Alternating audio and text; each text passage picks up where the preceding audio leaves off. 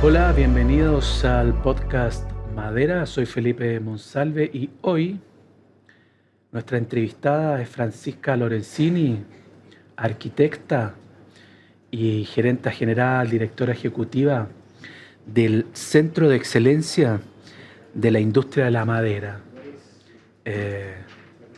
Francisca, gracias por venir a este Muchas podcast. gracias. Gracias por la invitación. ¿Qué es esto del Centro de Excelencia de la Madera?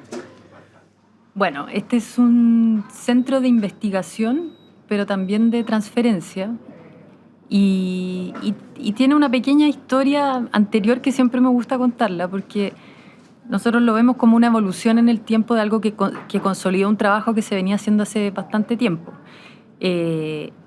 Nosotros dentro de la Universidad Católica, hace más de 20 años se generó el Centro de Innovación en Madera, ¿ya? Que fue una colaboración entre distintas facultades, un centro interdisciplinario para investigar sobre el uso de la madera en construcción, ya con las facultades de Ingeniería, Arquitectura y con la industria. Entonces ese fue como un primer paso de institucionalizar de cierta manera una colaboración entre la academia y la industria para el uso de la madera y el desarrollo de tecnologías y de investigación.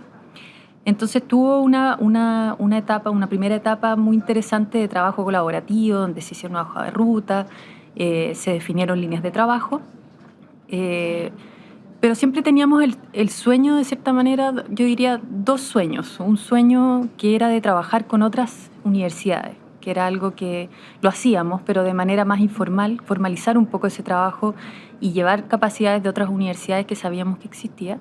Y por otro lado, también a través del desarrollo de esta experiencia de 20 años viendo el tema de la construcción en madera, siempre habían dudas sobre la cadena de valor completa. ¿Qué pasa con la parte forestal? ¿Cuánto tiene de economía circular esto? ¿Cuántos productos de innovación se pueden desarrollar? Entonces también de ampliar un poco el scope del trabajo que hacíamos aguas arriba. Entonces, en 2021 se abre una convocatoria de ANIT, de la Agencia Nacional de Investigación, que depende del Ministerio de Ciencia, para generar centros basales, que se llama, que son centros colaborativos y que también en esta convocatoria en especial pedían mucho también, no solo de investigación, sino también de transferencia. O sea, ellos estaban buscando en esta convocatoria centros que pudieran hacer investigación de punta, pero que esa investigación tuviera un impacto en la sociedad, en la industria y en el país, en el conjunto. Entonces, ahí en el fondo cumplimos este sueño, invitamos a otras universidades a participar, incorporamos el expertise de investigadores del área forestal, bioproductos y construcción en madera, obviamente también con la industria. Entonces y con esto consolidamos un poco un trabajo que teníamos entre la industria y la academia, con más academia y con el Estado de cierta manera participando de manera, financiando de cierta manera y apostando por esta idea de que la madera pueda transformar de cierta manera la base productiva de Chile a través del desarrollo innovador, a través de materiales naturales y renovables, como es la madera. Y toda la cadena que debe haber en la madera, digamos. Tal cual. Incentivar no es solamente el palo. Claro. Entonces el centro hoy en día está compuesto por, además de la Universidad Católica, que es la institución albergante, por otras 6 universidades e institutos, por 8 socios de la industria, y tenemos estos 3 ejes de trabajo y alrededor de 40 investigadores y un equipo de 40, 50 personas que son jefes de proyecto y que colaboran para desarrollar investigación. Institución Cotota, ¿cuáles son las 6 universidades que están involucradas? Es la Universidad del Biobío, la Universidad de Concepción, que también participa con un centro tecnológico que tiene, que es la UDT, la Universidad de Talca, la Universidad de la Frontera, el Infor y el EITAP, que también es un centro tecnológico que llegó en una convocatoria de centros, es un centro español. La Católica ya no está, que antes había surgido como... No, sí, está como institución albergante la Universidad Católica, sí. Seguimos ahí albergados en la Universidad Católica, pero con el apoyo de todas estas otras instituciones. Bien. Esto de la ANIT es algo que nadie cacha mucho qué es la ANIT, pero sí aparece como una agencia nacional, la estoy sacando por la sigla, ¿Sí? Ni idea, ANIT, de no sé qué. ¿De investigación y desarrollo puede ser? Sí, tal cual. ANIT, y que es una agencia importante, relevante dentro de la planificación pública, digamos, estatal. Y ahora entiendo que da unos fondos para incentivar centros basales. Sí. ¿Y estos centros basales cuál es su estructura, su objetivo? ¿Qué es lo que persigue la ANIT? ¿Qué es lo que convoca? ¿Qué financia? ¿Qué son estos centros basales? ¿Cuál es su objetivo final? ¿Cuántos centros basales hay? Claro, hoy día, ¿cuántos centros basales hay? Siempre me acuerdo en la convocatoria que nosotros participamos, se adjudicaron 7. Pero deben haber alrededor de 20 o 30, si mal no recuerdo, los basales, porque la ANIT tiene varios centros. Ajá. Están, por ejemplo, los centros, los milenios, yo no me los sé todos, pero ellos Sí, siempre... los milenios son más famosos. Claro, claro. Ellos tienen varios centros, a uno lo llamaron los basales, pero ahora ellos están hablando de centros ANIT, porque en realidad todos conocen, justamente el otro día en reunión con ellos nos decían, todos conocen los milenios. Claro. Y nadie conoce los otros centros. Entonces, pero ellos los describen de una manera que a mí me parece súper interesante, que es que los centros que ellos financian y el financiamiento basal que le dan, de cierta manera, lo que persigue es darle una estructura que le permita cierta continuidad en el tiempo, porque los fondos que se adjudican normalmente para hacer investigación son de 2 años, se forma un equipo humano con mucha experiencia muy interesante que después tiene que desarmarse. Entonces, este financiamiento basal lo que permite es financiar recursos humanos y operacionales y también algo de inversión para una estructura que uno la piensa a 10 años. Claro. Bueno, está buenísimo. Sí, sí. Y ellos tienen dentro de esto, yo te decía que en esta convocatoria de los basales se le pedía transferencia a estos centros. Tienen otros que son muy de ciencia básica y de pensar temas muy de frontera, entonces a ellos obviamente que no les piden transferencia, y tienen los centros tecnológicos, que es como la otra punta, que son full de transferencia hacia la industria y trabajan con la industria todo el día. Entonces los basales están un poco en medio entre los de ciencia básica y los de full transferencia tecnológica. El centro basal de usted, el Centro de Excelencia de la Industria de la Madera,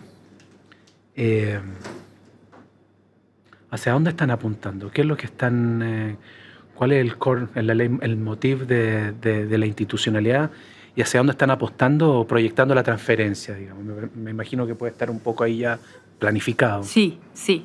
Es súper interesante esa pregunta, porque en realidad cuando uno presenta este tipo de proyectos que son también muy científicos, en realidad, uno presenta líneas de investigación. Entonces hay investigadores que siguen ciertas líneas, obviamente que armamos un pool de líneas de investigación que estaban asociadas a lo que andábamos buscando, que es abordar la parte forestal, desarrollo de bioproductos y construcción en madera.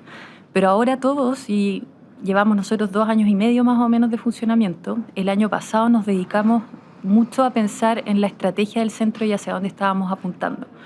Porque la verdad que cuando uno se mete en temáticas, me imagino que aplica para otras, pero para la madera llegan muchas ideas muy interesantes. Claro. Está, por ejemplo, todo el desarrollo de la fibra textil, que es un tema interesantísimo. Empezaban a llegar otros temas, hay mucho desarrollo también en energía. Y nosotros nos dedicamos a ver cuál era nuestro foco y hacia dónde íbamos a enfocar todas las investigaciones que hicimos.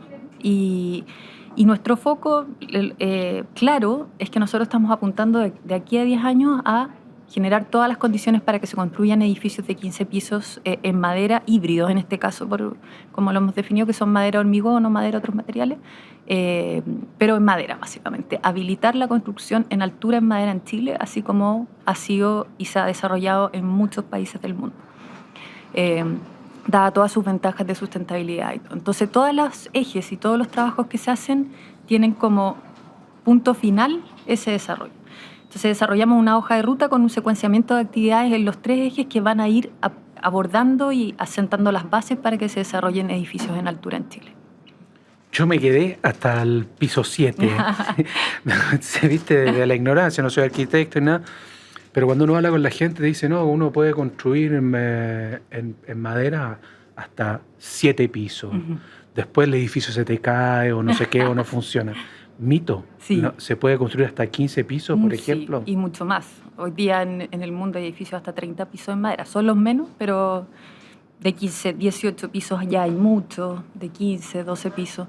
¿En qué países hay edificios así de 10, 15 pisos de madera? Mira, nosotros llevamos, es divertido, porque llevamos el conteo de edificios en el mundo. Hecho en madera. Hecho en madera, obviamente, de más de 6 pisos. Entonces partimos con 80, después al poco tiempo era 150, 200, los últimos 5 años, por ejemplo. Ahora. 7, un poquito más.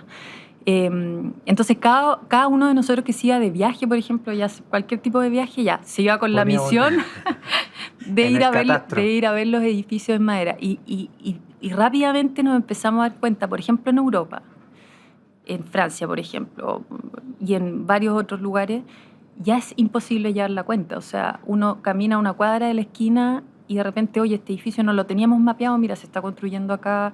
O sea, en Europa, en Australia, en Estados Unidos, España, en Canadá, furor. En España. Yo diría que en toda Europa, Oceanía, América del Norte, esto ya es un hecho. América del Sur todavía no tenemos nuestro edificio en altura y esperamos nosotros ser los primeros como país dentro de la región en construir el primer edificio en altura en madera. ¿Hay algún proyecto en camino que esté atento? Así como, mira, hay un arquitecto, una inmobiliaria, alguien que está planteando tener el primer edificio en 2 años más, no sé, 5. Claro. ¿Hay algo sí. así?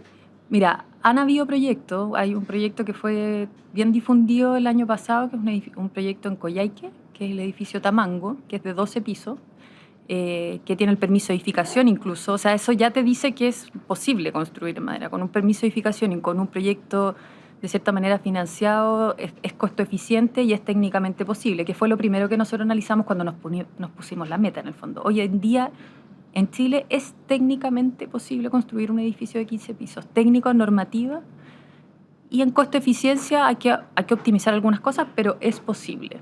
Lo que hay que hacer es optimizar ciertas cosas y sobre todo, diría yo, que derribar también barreras culturales que hay, barreras a la innovación que hay en la manera que se tiene de construir normalmente en Chile y que también han tenido todos los otros países que al menos a mí me ha tocado visitar han pasado por ese punto. Transitar ese. Sí, porque ningún país, a ver, uno piensa en los países nórdicos que tienen mucha tradición de construcción en madera, o por ejemplo en Estados Unidos y Canadá, que también todos los edificios de 6 pisos son en madera. O sea, es una cosa que uno no lo nota porque después quedan recubiertos y todo, pero si bien tienen una tradición de construcción en madera, esto de construir en altura para todos ha sido algo nuevo y las tecnologías lo han habilitado y las demandas por sustentabilidad y por las metas que se han puesto en los distintos países lo han también habilitado de cierta manera, han abierto la puerta para que se desarrollen ese tipo de tecnologías. Estos 7 pisos de lo que el común que uno tenía como ciudadano, ¿no? La madera parece que se puede construir hasta 7. Tenía base de realidad y los otros 7 que han venido después se han logrado por innovación, sí. Por técnica, sí. Por tecnología. Totalmente, sí. Uno hablaba, esto como 7 pisos, que se habla de 6, 7 pisos, el sistema que más se conocía y que se usa mucho en Estados Unidos y Canadá son los entramados de madera, que es cuando uno tiene piezas de madera, pies derechos, digamos, y listones de madera con tableros por los dos lados. Entonces, con ese sistema constructivo, que es muy eficiente, que se puede industrializar y todo, pero se puede llegar en realidad hasta 6 pisos por lo menos, y en países sísmicos como el nuestro también es como el límite que tiene para que sea costo eficiente. Después hay que rigidizar mucho la estructura y la verdad que no es que no se pueda, pero se transforma en algo medio contraproducente porque hay que rigidizar demasiado una estructura que probablemente se pueda hacer de manera más práctica con otro material. Entonces, esta habilitación de la construcción en mayor altura se hace a través de nuevos sistemas de ingeniería, nuevos productos de ingeniería en madera, como el CLT, que es el Cross Laminated Timber. ¿Qué es? Son piezas de madera cerrada puestas en un sentido y después en otro sentido y luego en otro sentido. Se van haciendo capas sólidas de madera que se pegan. Entonces uno tiene, por ejemplo, muros de madera sólida, claro, para muros y para entrepisos, y eso es lo que ha habilitado la construcción en mayor altura en todos los países. Esa tecnología es la que se está usando. ¿De dónde viene esa innovación, esa tecnología? ¿Está mapeado? Sí, no, estos fueron los franceses, son los italianos, los noruegos. Sí, pero no me acuerdo. No, da igual. Sí, partió, no es relevante. La primera partió hace como, no me acuerdo, sí, 20, 25 años. Y fue muy innovador en su minuto y siempre se demora en hacer la adopción tecnológica, pero lo que nosotros siempre miramos, y ese es un dato interesante, que la adopción del CLT ha sido muy, muy rápida. En realidad, la curva ha sido muy alta. El fenómeno de la energía no convencional, viste que en un momento costaba 10.000 millones de dólares para prender una casa. Y ahora, nada, en 5 años hay 200 proyectos en Chile de energía no renovable. Claro, exacto. Entonces en Estados Unidos se han puesto muchas plantas de CLT, en Europa, acá mismo en Chile tenemos 2 o 3. ¿Tenemos plantas? Claro que sí. Claro, 2 o 3. Entonces las tecnologías ya están habilitadas y lo que falta es ese primer edificio. Y yendo a la pregunta que tú me hacías, que yo te mencioné este edificio en Coyhaique, nosotros estamos trabajando también ahora con una inmobiliaria que en realidad ya es público, es Inmobiliaria de Territorio, nos adjudicamos un proyecto Corfo para apoyar el desarrollo de la construcción de un edificio real de 10 pisos en madera, que es el edificio que están proyectando en Santa Rosa. El centro que va a ser de Startup Comunidad. Campus, claro. Campus. Claro, exacto, sí. Ah, claro, Sí. porque yo vi la foto y tiene como una estructura de madera. Sí. Entonces, ese es un proyecto... ¿Cuántos pisos son esos? Tiene 10. Wow. 10 con un primer piso, o sea, primeros 2 pisos de hormigón, que es algo que se usa mucho en países sísmicos, tener estos núcleos rígidos o primeros pisos rígidos, además de núcleo de ascensor, que eso ayuda mucho al sistema de madera. Por eso nosotros hablamos de construcciones híbridas en general. Y estéticamente también se ve bastante bello. Sí. Así que ese esperamos que sea un primer proyecto Está de bueno. aquí a 4 años que esté construido y operativo en madera. Bien. Cuando hablamos de innovación, antes hay también una arista, una vertiente bastante importante que son las viviendas sociales en madera y que ahora el Serviu está viendo ahí como posibilidad de considerar la madera para generar proyectos habitacionales sociales. Y hay otro emprendimiento que se llama no sé qué, lo hablamos ya en otro capítulo, R2 no sé qué, que hacen vivienda, que es lo que están haciendo la vivienda para los incendios, que también E2E. es E2E. Ujú. Ahí hay también una puerta importante en la vivienda social con Sí. madera, por un asunto de costo, por un asunto de producción. ¿Cuál es su beneficio? Su ventaja, Sí. claro. Sí, ese es un súper buen punto también, porque yo te hablaba ahora de los edificios en altura, que es el Claro. desafío tecnológico, ¿cierto? Pero también nosotros tenemos el desafío de masificar la construcción en mediana altura con las tecnologías que ya están disponibles hace mucho Y si tiempo. tenemos planta hay que usar Claro. esa...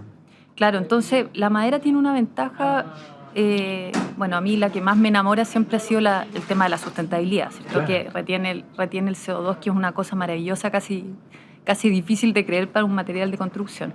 Pero además de eso, y yo creo que por ahí va el tema de las grandes ventajas que tiene para la vivienda social, es que es muy industrializable. Y nosotros siempre lo hablábamos así, o sea, cuando partimos hablando de construcción en madera, nosotros dijimos, esto no debe ser y debe dejar de ser cuando uno llega con palos y clavos a obra, eso ya no es así, o sea, y eso por suerte ya no es así en cierta medida acá en Chile, por las ventajas que tiene la madera, que es un material, digamos, sólido, por así decirlo, por contrastarlo con el hormigón, que si bien hay proyectos de industrialización en hormigón, ha sido un poco más difícil porque es un material que uno tiene que verter, esperar que se seque, es un poco más pesado de transportar. En cambio, la madera tiene todas las ventajas para ser industrializable.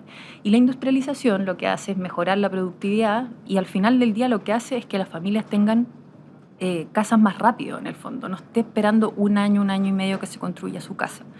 Entonces, cuando este año, o sea, el año pasado, hace un par de años, empezó el plan de emergencia habitacional y se abrió esta línea de industrialización, la verdad que las primeras empresas que se fueron a inscribir y a certificar fueron E2E, fue Patagual, fue Tecnofast, fueron empresas que ya venían trabajando con el tema de industrialización hace bastante tiempo. Entonces, esa es una gran ventaja que permite tener y construir todo en un tiempo récord inimaginado prácticamente. Una casa que puede venir ya construida y se instala, o armarla en obra en 3-4 días o una semana. Y con presupuesto acotado, digamos. Claro, Reducido. y que es competitivo en presupuesto. Sí, No, la locura. claro. Y otra ventaja que además tiene la madera, que bueno, esto tiene que ver, o sea, que tiene que ver también con la industrialización, que es bastante, tiene un muy buen desempeño térmico. En una solución constructiva, digamos, con aislación, Y obviamente. medioambiental de sustentabilidad, Claro, donde entonces, la calefacción es uno tal de cual. los temas O fundamentales. sea, además de permitir una mejor eficiencia energética, usar menos calefacción, usar menos energía, también genera menos contaminación, por ejemplo, en lugares donde normalmente tienden a calefaccionarse con leña, que eso es ocurre en el sur del país.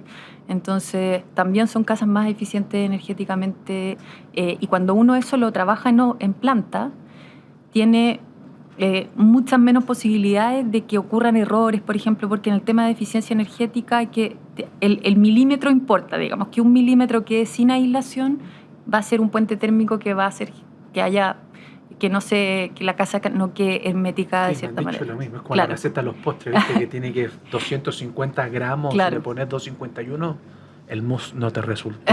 En la aislación térmica parece que es igual, es muy exacto, si no, no funciona. Entonces son casas muy rápidas y además que tienen un buen performance energético, que es algo importantísimo para familias. En estos tiempos es clave. Y a raíz de eso, de la sustentabilidad que te ofrece la madera, ¿tú nos podrías explicar en sencillo qué es esto que se habla mucho, ¿viste? Sale en la prensa, la madera captura CO2? Entonces, cuando estamos construyendo madera, ya nuestra huella de carbono está compensada porque la madera ya está capturando CO2. ¿Cómo es esto de la captura del CO2 de la madera? ¿Cómo se mide? ¿Cómo funciona? Para el que no sabe, para el que no entiende qué significa que la madera esté capturando CO2. Bueno, a ver, hay muchas formas de explicarlo, de tratar de hacerlo de una manera didáctica. O sea, no porque sea complicado, porque hay muchas maneras. Cuando uno mide la huella de carbono completa, por ejemplo, de una edificación, hay varias etapas. Y ahí es donde se empieza a enredar la cosa. Pero vamos a empezar como desde los árboles, digamos. Si uno piensa desde que se inicia el ciclo de vida de la madera, ya desde cero, existe una etapa de plantación de árboles. Y si uno pensara que esto es cero carbono, uno va a tener un poquito de emisiones cuando planta los árboles, obviamente. Después el árbol va a crecer y toda su vida útil va a estar capturando CO2, es decir, va a ser un material carbono negativo, va a estar captura. Y después cuando viene ya la producción de la madera, la cosecha, etcétera, va a haber alguna emisión también. Si en el paralelo estamos pensando en un material tradicional de construcción, esto es todo el tiempo así. O sea, todo el rato ya nunca partes de menos de cero, siempre vas a partir hacia arriba. Entonces tú todavía estás en la parte de abajo de emisiones, estás capturando CO2 y si bien emites un poco, todavía eres carbono negativo. Entonces, mientras está toda la etapa de, por ejemplo, yo puse la madera en una vivienda. Esa vivienda puede durar muchos años, depende del diseño y de cómo se... Pero pongámosle 100 años.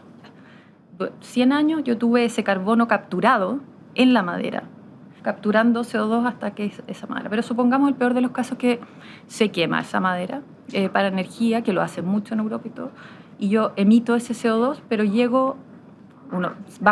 todo bajo cierto supuesto, uno llega a cero, es decir, carbono neutral. Es un material que nunca, si bien emitió CO2, se compensó durante todo su ciclo de vida. Entonces eso es maravilloso y es casi irreplicable, digamos. Esperemos que las tecnologías en el futuro puedan replicar algo tan perfecto como esa. ¿Se ve algo así? ¿Se ve algo plausible de poder replicar una tecnología que ofrece naturalmente la madera?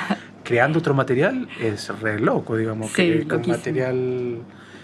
Yo he visto algunas cosas, pero nada todavía que se haya concretado, la verdad. No, ahí vamos a tener la solución, pero la solución hoy la tenemos disponible y eso es lo que han estado viendo en todo el mundo, en el fondo, y por eso es que están adoptando tan rápidamente la construcción en madera, porque en realidad es una solución a parar de emitir, en el fondo, y empezar a compensar por otro lado. Imagínate que cuánto es el porcentaje del mundo de la construcción, 70% de los gases de efecto invernadero 40, viene, 40. Claro. Es una locura. Sí. Nada en contra de la industria, digamos, que tiene, viste que también hay muchos estudios de que si yo paro de hacer algo que aunque tenga sus ciertos costos colaterales, si yo paro el daño que puede producirse es aún mayor en trabajo, cesantía, hambre, pobreza. Entonces, bueno, lo paliativo, lo que está transformando tiene que avanzar más rápido, digamos, para que esto se reduzca y que el desastre no ocurra, que encargarse con la tecnología, con lo que sea. Y me acordé de una referencia muy bonita y muy gráfica que se estaba investigando y también salieron algunos libros de personajes bien famosos que es como cuando uno piensa en un bosque y lo piensa en CO2 es lo mismo, es como que tuviera siempre la línea abajo, ¿cierto? Capturado. Uh-huh. Y si uno pensara en ciudades de madera sería lo mismo, serían como que están, claro, que están capturando, es una captura de CO2 en vez de emitir, como ciudades como bosque en el fondo. Es como una bonita referencia. Y tiene, claro, y además conceptual y poéticamente hermoso, ¿viste? Que todo esto, cómo funciona el bosque, las raíces, los árboles, la tierra, el micelio, que es parte de una comunidad donde está todo relacionado, donde está todo nivelado. Si eso también se pueda, claro, llevar a la ciudad, sobre, claro, la tierra, en su edificación, en la manera que vamos a construir su ciudad, me parece que también ahí hay un relato, una narrativa también que es muy bella. Más allá de la madera y más allá de construir en madera, ¿qué otras cosas están viendo ahí en su centro de investigación en relación con la madera? Uh-huh. ¿Qué otras cosas colaterales, residuales, con la madera, con el acerrín, con la pulpa? ¿Por dónde más podemos entrarle con la madera en buscar soluciones a la problemática medioambiental, por ejemplo? Claro. ¿Qué han visto? Mira, nosotros,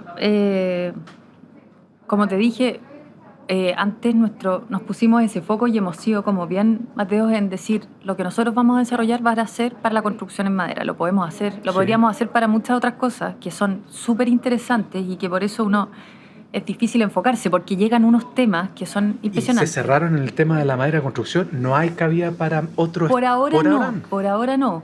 A pesar de que, bueno, antes a mí me tocó mucho ir revisando estados del arte de innovaciones en distintos ámbitos y uno ve que para los plásticos hay toda una línea que se puede desarrollar de productos en base a madera para desarrollo de envases, de packaging.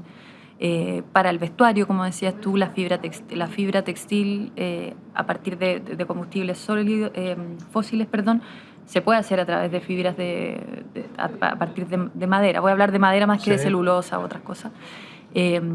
Entonces uno empieza a abrir las cosas que usamos diariamente y básicamente yo diría que entre un 80% hay muy pocas cosas que no se pueden hacer a partir de madera. Es impresionante. Nosotros fue una difícil decisión porque es un mundo de cosas, pero como sabemos que la construcción en madera tiene un 40% de impacto en el medio ambiente, es algo que no está hoy día adoptado en Chile. Nos enfocamos en eso. Y eso no significa que no estemos viendo otras cosas más tangenciales, pero por ponerte un ejemplo, el área de bioproductos, los investigadores que trabajan ahí a veces hacían cosas como de packaging, de energía y todavía los hacen, pero con el grupo que nos quedamos trabajando finalmente dijimos, ¿qué es lo que podemos hacer para generar una mejor economía circular? Que ya la tiene en realidad el sector forestal, utiliza muchos de los productos a partir de los árboles, pero que pueda generar un valor agregado adicional y muy importante. Entonces, por ejemplo, se están desarrollando pegamentos a partir de lignina, que es un pegamento natural que tienen los árboles. Pegamentos que se van a utilizar en los productos de ingeniería, que hoy día usan pegamentos a partir de combustibles fósiles. Entonces podemos mejorar aún más la sustentabilidad de un producto de madera a través de pegamentos biobasados. También aislación térmica, que hoy día hay de distintos tipos, unas tienen más impacto que otros, pero en general hay un impacto ambiental en la aislación térmica, que se puede generar, por ejemplo, a partir de corteza eucaliptus, algo que se está haciendo. Y así distintos productos, pinturas, biopinturas, bioimpregnantes que aumentan la durabilidad de la madera. Entonces estamos enfocados en productos para la construcción, pero que reemplazan todas las otras materiales que usa la construcción, que no son madera, sino que hay una serie de otras cosas, que pueden ser a partir de madera, lo cual mejora la innovación, el valor agregado y la economía circular de la madera. Y en los bosques, que yo siempre digo que es nuestra base más amplia, porque si nosotros estamos pensando en construir en base a madera, obviamente que cuán mejor sean gestionados los bosques, más sustentables, menos impacto en los entornos, y eso aborda un montón de cosas. Entonces, en bosques nuestro scope es un poco más amplio y estamos viendo, por ejemplo, la huella hídrica, cómo es y cómo mejorarla en los casos que sea baja. Hemos visto que es buena en todo caso. ¿Cómo es la huella hídrica en el bosque en esta polémica ambiental en relación a la industria forestal que está muy presente en los últimos años, Ujú. que ha estado muy atacada por nuevas generaciones eh, como una industria destructiva, la Claro. matriz productiva, que genera problemas, que genera conflictos, Ujú. que genera problemas en los acuíferos, que esto otro. ¿Qué ven ustedes en esta en la problemática que han levantado cierto activismo? Eh, ¿Qué tiene sustento, qué no tiene Ujú. sustento y qué no tiene nada que ver en realidad con lo que está pasando? Mira, para complementar, por ejemplo, Sí, el tema del agua, porque son varias, o sea, yo te diría que las cosas que estamos viendo en el eje forestal tienen mucho que ver con eso, no sé, por ejemplo, se ha hablado de que no hay biodiversidad en los bosques en los bosques de plantados. pino. Claro, ese es un tema que también estamos viendo. Y en ese tema en particular, por ejemplo, lo que se hacen son mediciones donde hay plantaciones y manchones de bosques nativos y se va midiendo la biodiversidad mientras más alejado uno está de los manchones de bosque nativo. Y se han encontrado resultados muy interesantes. O sea, hay otro tipo de flora y fauna que se desarrolla a pesar de que uno se aleje mucho de la parte de bosque nativo, donde naturalmente hay mucha Claro. biodiversidad. Entonces la biodiversidad se mantiene. Y no quiero ser simplista en esto, porque Sí. en verdad no quiero entrar en detalle, porque lo que yo he aprendido ahora, metiéndome en el mundo científico, es que no existe la verdad absoluta. Sí. Nosotros tenemos nuestra evidencia científica, otros tendrán otra, y bueno, a partir de eso vamos construyendo y mejorando. Lo importante es hacia dónde queremos llegar. Estamos Y nuestro apuntando. leitmotiv en el fondo es poner la evidencia sobre la mesa de cómo aporta el sector forestal hoy día, o cómo no aporta, en el fondo, en el caso de encontrarlo, dónde hay oportunidades de mejora y dónde hay oportunidades de tener una mejor relación a través de todos estos mitos que se desarrollan de que hay peor calidad de vida, quizás alguno. No quiero ni siquiera nombrarlo porque Sí. no, pero lo digo, o sea, los conocemos y estamos trabajando para eso, o sea, uno, para poner la evidencia, y por supuesto para mejorar lo que haya que mejorar. Y la evidencia científica, por ejemplo, hay otros, no sé si es mito y realidad, que en los bosques monocultivos, en estos desastres que ocurren en verano con el cambio climático, el calentamiento, es cultivo es caldo de cultivo para que prenda más rápido. Claro. El fuego. Es tan así, hay cortes de fuego, los bosques están bien cortados, segmentados, no son la causa de que hayan incendios, o sí hay algo que tenemos que ver ahí, llegar a una medida, ¿viste? Como también se sucedió en la salmonicultura, que años atrás estaban muy cerradas las compañías, y después ahora los nuevos gerentes, las nuevas compañías dijeron, no, está bien, tenemos que producir menos, nuestras piscinas tienen que tener menos pescado, porque si no se nos demanda y se nos jode el negocio para todo. Sí. Así que tiene ciencia, y es correcto de que no podemos tener 1 millón de pescados en 1 metro, por decirte. Claro. En el bosque, por llevarte un símil, hay algo de que, mira, sí, puede haber algo de causa con los incendios, porque en verdad no está bien planificados los territorios forestales, y debiéramos tender en los próximos 5 o 10 años a hacer mejores planificaciones, mejor cortadoras de fuego, dejar ciertos sectores. Claro. Me alejé, estaba muy lejos. Estaba haciendo un... Te fuiste para allá. Estaba hablando con la vieja a la esquina, ya está sin el micrófono. Ay, qué bueno, ya se me relajé. ¿Hay algo de eso en lo que te he dicho? ¿Lo han medido, lo han investigado? ¿Tiene algo así que ver? Sí. ¿Hay alguna planificación de ese tipo? El tema de incendios forestales es un eje de investigación también que tienes. Fuego, agua, biodiversidad, mejorar la productividad y poner evidencia o medir la sustentabilidad y el tema de carbono en suelo. Esas son básicamente son las como líneas. Más o menos. Claro, esos son los temas que nosotros estamos viendo. O sea, sin duda siempre hay oportunidades de mejora. El sector forestal chileno es bien diverso. Hay, no me quiero equivocar, pero creo que más de 10.000 propietarios, si mal no recuerdo, 12.000 o más, la cantidad que tienen pequeñas parcelas grandes. O sea, Que no la sé, gente no quiero piensa. decir evidentemente, porque no es evidente, pero a veces lo que se ve es que empresas que quizás tienen mayores recursos tienen más regulaciones, tienen que cumplir más temas y al revés, pequeñas y medianos propietarios no tienen las herramientas ni tampoco el financiamiento para tomar esas precauciones. Entonces, Tal cual. es difícil hablar de un problema, como resolverlo, porque es bien, tiene Y sí, varios porque uno factores. piensa que la industria forestal es CMPC y Arauco y todo así, pero hay 9.988 que son pequeñitos, Claro. pequeños y medianos productores de madera, digamos. Exacto. Entonces, Se complejiza tomar claro. una política Entonces pública. hay formas de, por supuesto, hacer que los incendios tengan menor propagación en base al diseño de cómo se diseñan las parcelas, pero también hay un tema de cómo se ponen también vivienda, porque al final digamos que aquí lo más importante es preservar las vidas humanas. Sin duda Claro. que también los incendios, o sea, esa es una De acuerdo. parte. Entonces, planificación urbana que de repente no acompaña, y eso es algo que estamos viendo, también, como te digo, mejorando la diversidad y viendo pensando cómo son los bosques del futuro hoy, digamos, que con el cambio climático tenemos temas que el crecimiento es distinto, la productividad que se genera es distinta, el tema de los incendios es distinto, hay menos agua que antes. Entonces, en un escenario de cambio climático, que es lo que usamos mucho nosotros, cómo deben componerse, digamos, los bosques de hoy para en el fondo, retener la biodiversidad, ser espacios, ojalá para la comunidad también, pero también atender a esta oportunidad que tienen de reemplazar una serie de productos que hoy día son de combustibles fósiles a través de esa capacidad que tienen y de lo más bonito que tienen, que son renovables en el fondo, que uno puede volver a plantar y todo. Entonces, Tenía a mano así en la cabeza, ¿viste? ¿Cuáles son esas reglas del bosque futuro? Más o menos, 3, 4 ideas. Mira, tiene que ir por acá. El nuevo bosque, el bosque del futuro, que ojalá sea el presente, tiene que cumplir estas metas o expectativas.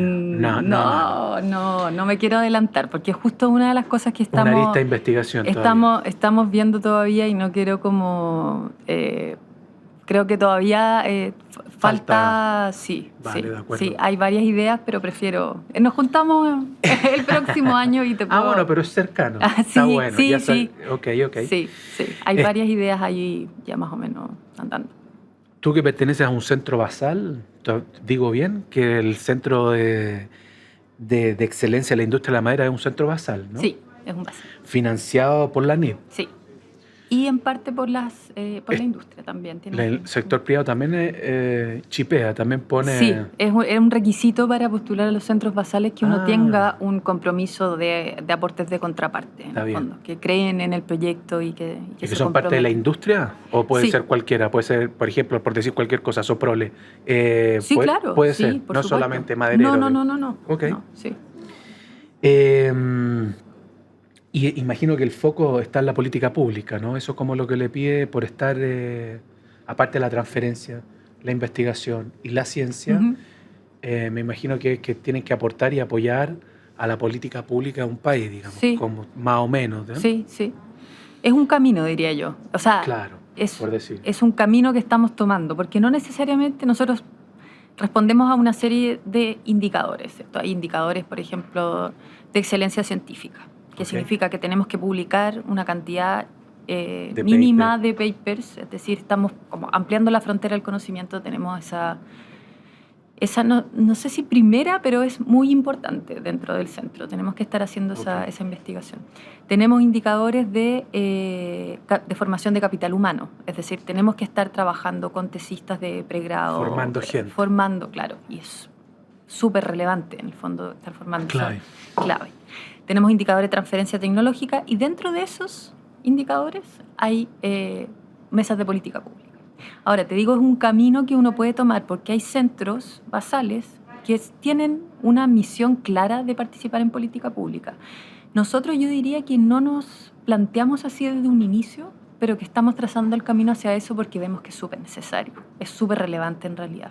Si uno quiere generar realmente un impacto tiene que meterse en ese tema. Entonces estamos construyendo el camino, yo creo, como centro para poder aportar Bien. hacia la política pública. Sí. Súper. Y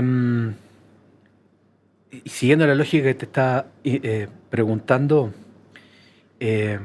entonces, si está esto de la política pública en estos centros basales, la NIT, el Estado, me parece a mí, a veces se queda como a medio camino y se queda trunco con lo propio que se está creando, en el sentido de que, ¿dónde vemos lo concreto del cambio que estamos propiciando? Claro. Que estamos trabajando, que estamos investigando, pero se nos acaba el acantilado si no cruzamos el puente para el otro lado y hacemos políticas públicas, Claro. o hacemos matriz productiva, hacemos economía.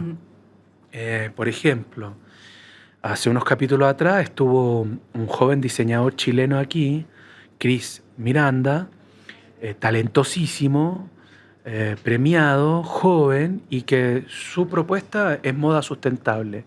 Y lo desarrolla sus colecciones con reutilización o directamente con textil sintético como el crayón que viene de la celulosa y pim pam. Pero yo cuando le pregunto, y bueno, ¿hay género acá entonces? Si estamos en un país maderero, etcétera, forestal, imagino que ya están las primeras fábricas. No, acá no hay fábrica. ¿Y dónde consigues el género? De Asia.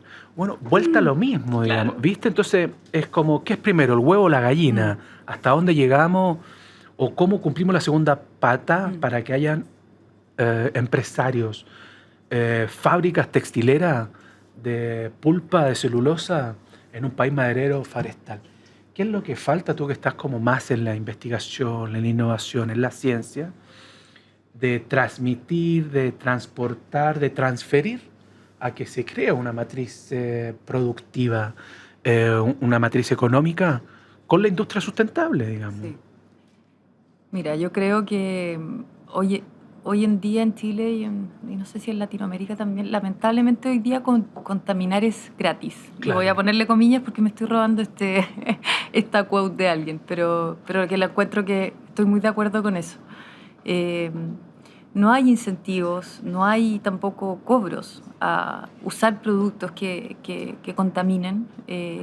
No se mide la huella de carbono de prácticamente nada. Y yo creo que hay iniciativas privadas interesantes, por ejemplo, me refiero que se toman muy a pecho esto de contaminar. Hay más regulaciones quizás privadas de repente que en los reportes en las memorias anuales, qué sé yo, hay que hacer cierta reportabilidad para empresas quizás más grandes o que están comprometidas.